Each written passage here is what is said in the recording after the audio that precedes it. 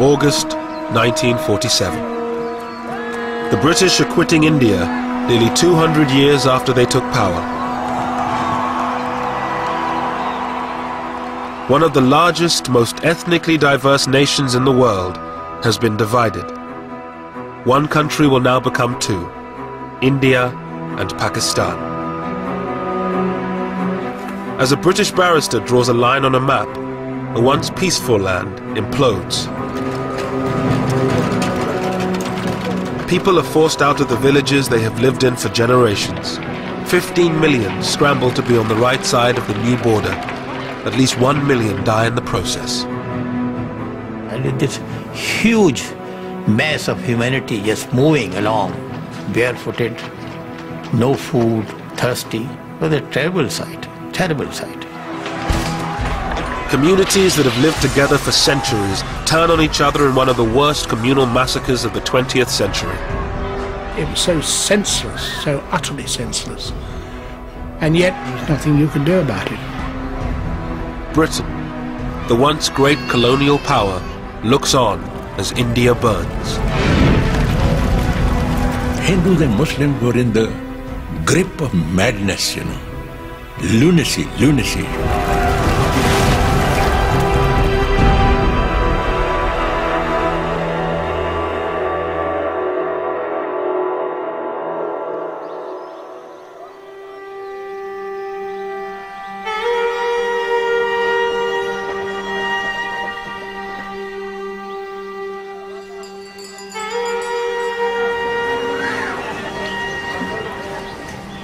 In 1946, British India was largely at peace.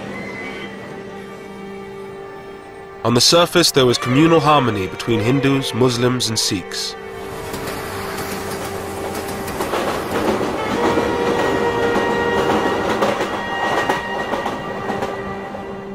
In the same part of the village, I remember Hindus and Sikhs living side by side, you know, living with us, you know.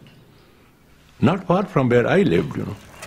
And whenever there was any wedding in the family, I remember Hindus and the Sikhs bringing sweetmeats, you know, to my father, you know, you see, and offering, and we lived very happily, very happily.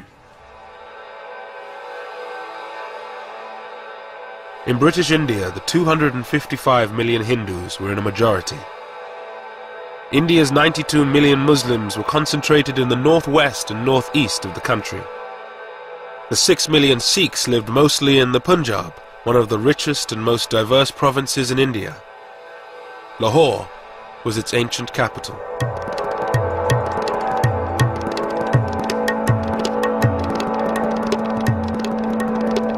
Lahore was one of the most cosmopolitan cities in the country, a center for education and fashion.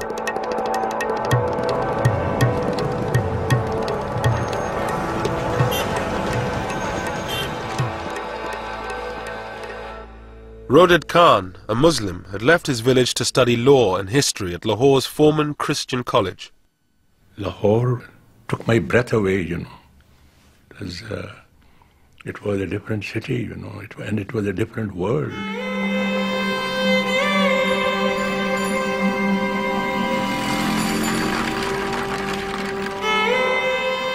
It was a very liberal, very tolerant, very progressive institution.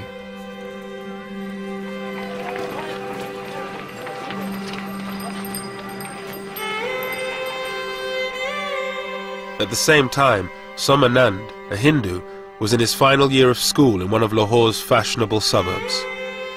The fashions in Lahore became popular all over Punjab, not only in Punjab but in northern India.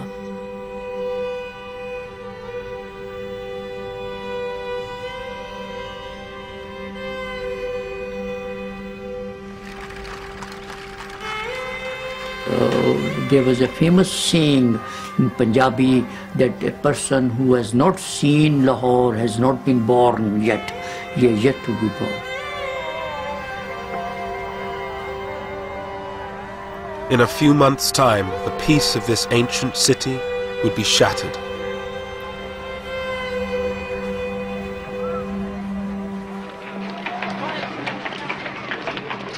For nearly 200 years, Britain ruled over India's 380 million people.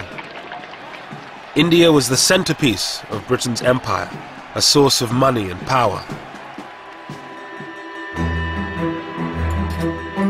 For the British who were stationed there, life had changed little in decades.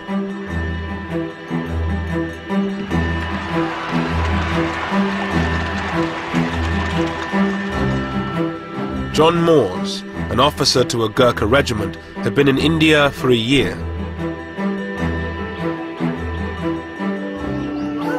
We had a hunt, and they'd imported these hounds possibly in the 20s or somewhere like that, and they used to hunt jackal. The tribesmen would come in with a live jackal and release them eventually, and then the hunt would take it up and try chasing them. But then you had to have a whole brigade out defending the hunters.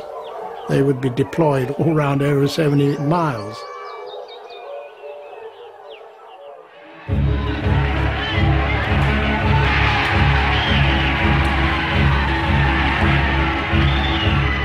For decades, Indians had fought to rid themselves of British rule. The independence movement had been kept in check by ruthless military force. But by 1946, everything had changed. World War II had left Britain bankrupt. Mr. Moores and the other British troops knew that they would be the last. We knew that having come through a very expensive world war, that the cost of maintaining an army in India following the Far East War, we realized that this couldn't be paid for. The taxpayer, England was in a bad state, particularly 46, 47, financially.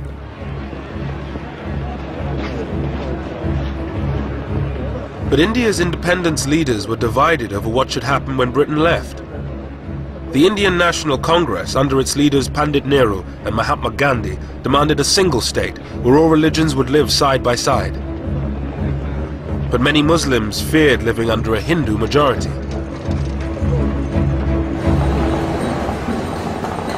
Even in the middle-class homes of Lahore, ancient prejudices ran deep. At one level, they had very cordial relations. Our Muslim neighbors were very good. They helped us, we helped them. But see, Hindus had a curious inhibitions.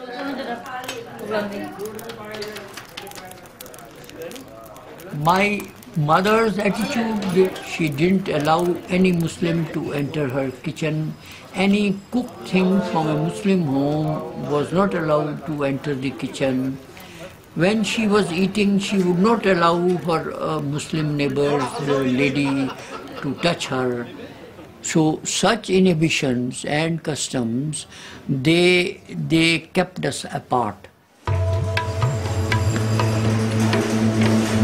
In Lahore's old city, Muslims were forbidden from drinking from the same taps as Hindus. Zahuruddin, a Muslim, was a champion wrestler from the old city.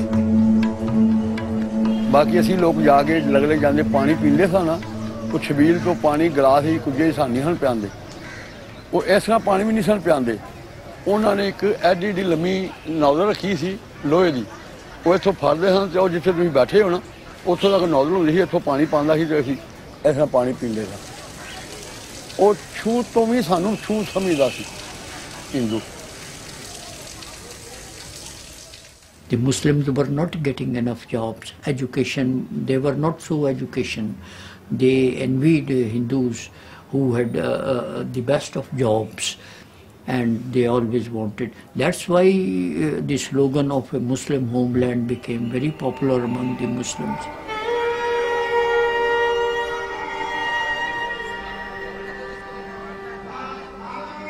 Muslim fears that Hindus would dominate an independent India drove the demand for a separate Muslim homeland.